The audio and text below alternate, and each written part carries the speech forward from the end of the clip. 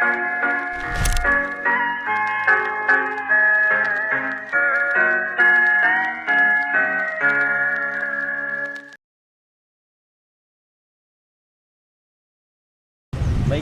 kami dari mahasiswa hukum Universitas Muhammadiyah Kota Bumi akan berkunjung ke Polres Lampung Utara yang berada di Kelapa 7.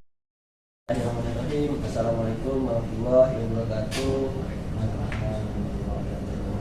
Baiklah, pada kesempatan pagi hari ini kita dapat berkunjung ke Polres Lampung Utara yang dimana kita akan berbincang-bincang dengan Bapak Bribtu Ridho Marvel SH. Ya.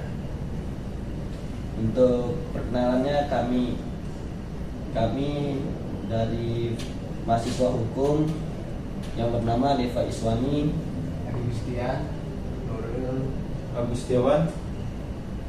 Baiklah kawan-kawan, sebelum masuk sesi ngobrolnya, alangkah baiknya kita dapat sambutan khusus dari Bapak Bribtu Ridho Marvel SH yang dimana dia sebagai bahnitnya di sini. Terima kasih, Pak. Oke, terima kasih kesempatannya. Dava ya tadi ya? Deva, Pak. Deva? Iya. Deva, terima kasih sambutannya.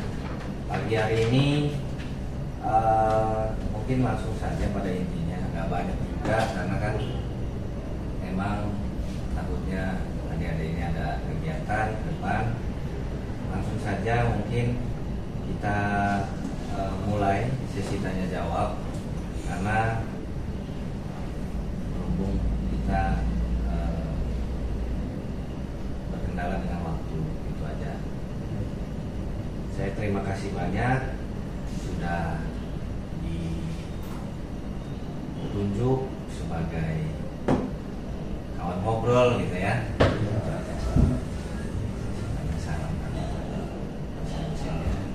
Silakan langsung. Buat pembahasan yang pertama itu gimana sih Pak kasus cybercrime telah terjadi di Lampung Utara ini, Pak? Cybercrime itu kejahatan cyber ini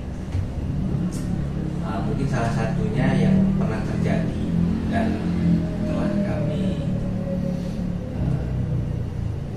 lakukan tindakan hukum itu pencemaran nama baik masuk dalam kejahatan cyber. Terkait dengan pencemaran nama baik ini banyak sekali langkah-langkah tindakan hukum penyelesaiannya. Jadi sebuah kasus tindakan kejahatan cyber pencemaran nama baik. Contohnya penyelesaian hukumnya itu ada di restoratif justice, kemudian apabila dia anak-anak dia bisa dilakukan diversi. Kaitan dengan ancaman hukuman, Undang-Undang Nomor 1 Tahun 2024 itu telah merubah karena ancaman hukumnya sekarang menjadi maksimal berapa. Di pencemaran nama baik ini memang kalau kita balik ke sebelumnya, memang kita ini punya kebebasan berpendapat, tapi intinya kebebasan pendapat kita ini jangan sampai menyerang kehormatan atau nama baik seseorang. Memang ada batasannya. Mungkin bisa dilanjut. Yang kedua, gimana sih Pak cara penyelesaiannya Pak dari sebuah kasus tersebut, Pak? Ya, penyelesaiannya itu ya tadi saya sampaikan juga. Kaitan dengan restoratif justice ini artinya penyelesaian mungkin secara kekeluargaan ya, selesai di luar daripada putusan pengadilan, berdamai intinya. Kemudian ada juga diversi, itu untuk anak-anak di bawah umur. Diversi ini beda versinya dengan restoratif justice karena memang diversi ada putusan pengadilan ya, bahwasanya ini setelah selesai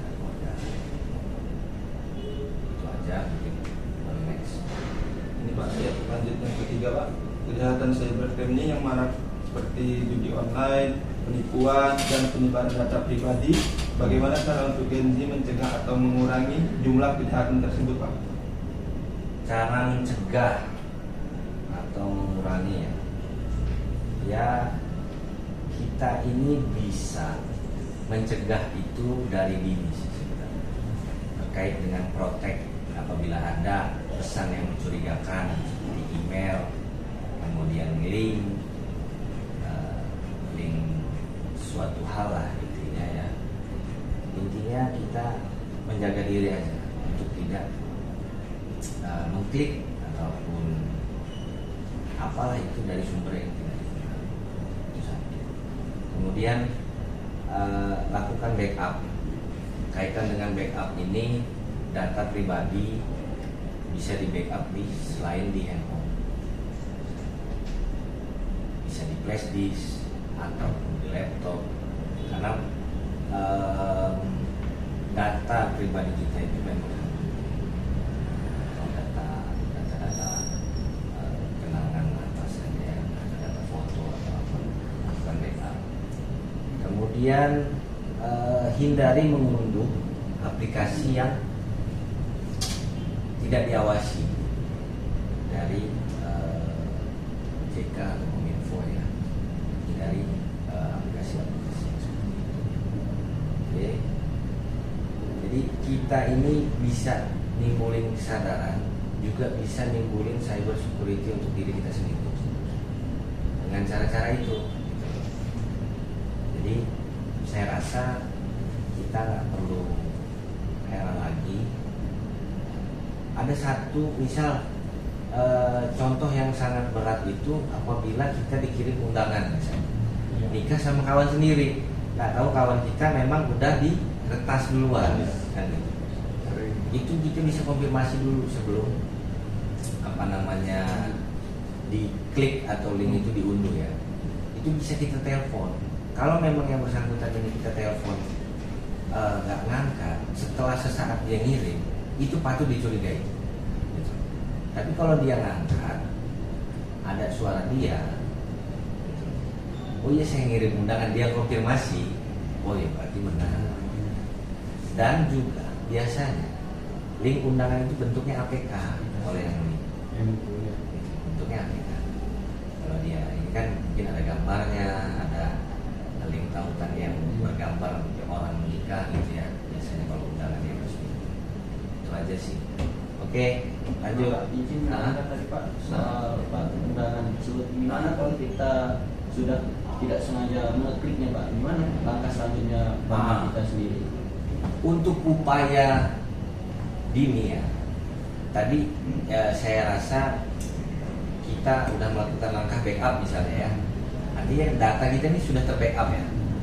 Jadi apapun yang ada di handphone misalnya sudah kita klik, lebih baik kita reset karena itu biasa tersimpan di file manager di paling bawah lah. Pokoknya nyarinya susah lah itu APK itu ya kalau untuk menghapus itu.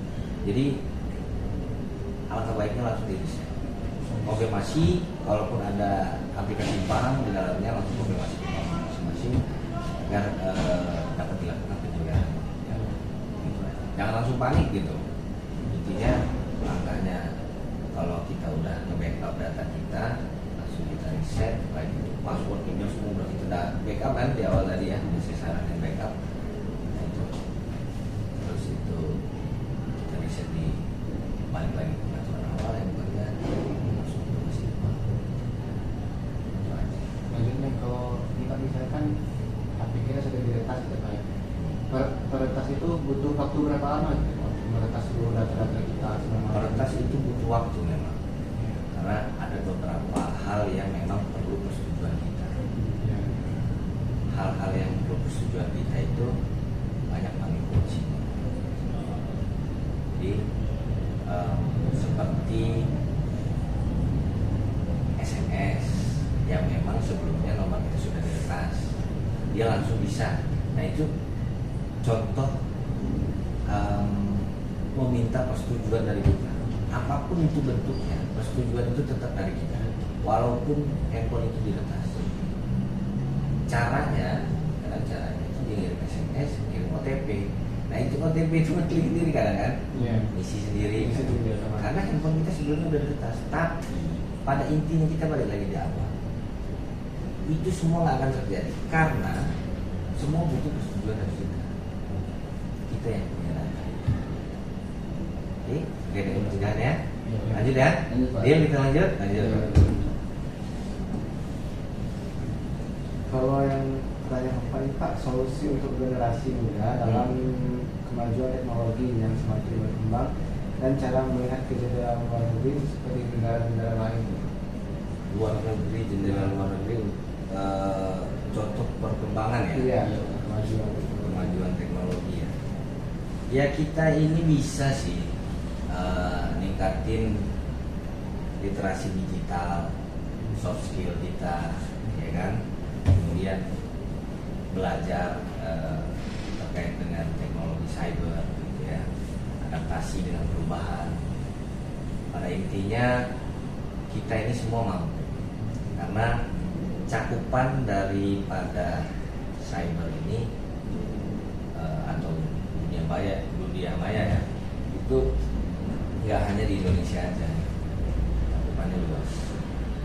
Kita bisa berpikir inovatif untuk bisa menirulah, sebenarnya walaupun kita nggak bisa diri sendiri ya, kita niru apa yang canggih. Ya masa sosok. Lanjut. Izin Pak, bentar mau nanya Pak. Kalau misalnya untuk media sosial nih Pak ya, contohnya Instagram gitu Pak, itu kita kena hack Pak, itu masuk ke ranah cyber bukan ya Pak? Iya, itu masuk ranah cyber. Penanganan dengan cara dihack itu tergantung apa yang dilaporkan. Apabila misal dia dihack, kemudian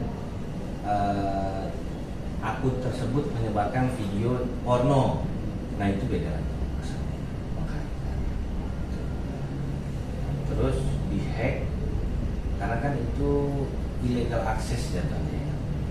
Jadi barang siapa saja yang mengakses barang elektronik di orang lain itu memang pidana di cyber itu. Tergantung apa yang dilaporkan, apakah hanya ingin diblokir, atau memang ingin dikembalikan. Cuma kalau dikembalikan itu biasanya kita melihat apa yang tahu apa segala macamnya ke email.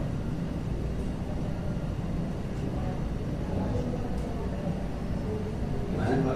Pertanyaan kelima, motivasi untuk muda-mudi yang di Kampung Utara Pak, supaya ada terciptanya Indonesia Emas di tahun 2045. Indonesia Emas tahun 2045, motivasi ya. Motivasi anak muda juga ya. Iya. Juga apa namanya, mudah-mudahan punya motivasi yang sama. Kita bisa terlibat dalam kegiatan akademis, kemudian inovasi, penguatan karakter yang pasti ya. Penguatan karakter ini banyak macamnya. Terus pemberdayaan masyarakat dan kontribusi yang signifikan dalam mewujudkan visi misi Indonesia 45 ya, jadi Indonesia Emas. Itu aja sih inovasi yang pasti, inovasi daripada diri kita sendiri, karena kalau karakter itu sudah terbentuk, kita ingin berinovasi aja apa aja itu pasti bisa terwujud. Karena Indonesia Emas itu nggak tergantung pada pemerintah, kita juga harus bisa, harus perkembangan waktu kita nggak tahu mungkin gimana nextnya. Kemungkinan untuk pembahasan hari ini mungkin sudah cukup Pak, jadi mengerti dengan kawan-kawan juga, terutama juga saya sebagai pembelajaran kami untuk kedepannya Pak. Ya. Sebelumnya kami mengucapkan terima kasih banyak buat Bapak Tito sudah mau menerima kami untuk jadi lawan bicaranya Pak, buat ngobrol-ngobrol. Ya, kita ngomong-ngobrol santai Pak. kaitan dengan cyber ya memang proteksi atau cyber security itu bisa dicegah dari dini. Ya, silakan untuk dipahami lebih dalam lagi. Kami terbuka untuk siapapun yang mau datang ke sini. Jadi jangan sungkan-sungkan, apalagi memang untuk kajian-kajian yang seperti ini ya, kami senang aja gitu kan, kita bisa ngobrol-ngobrol terkait permasalahan. Saya juga mengucap terima kasih. Ini mungkin bisa berakhir atau bagaimana ini? Kemungkinan sudah cukup Pak. Terima kasih, saya tutup. Wassalamualaikum warahmatullahi wabarakatuh. Waalaikumsalam. Pak, boleh minta izin nggak Pak sama buat foto bareng gitu? Boleh.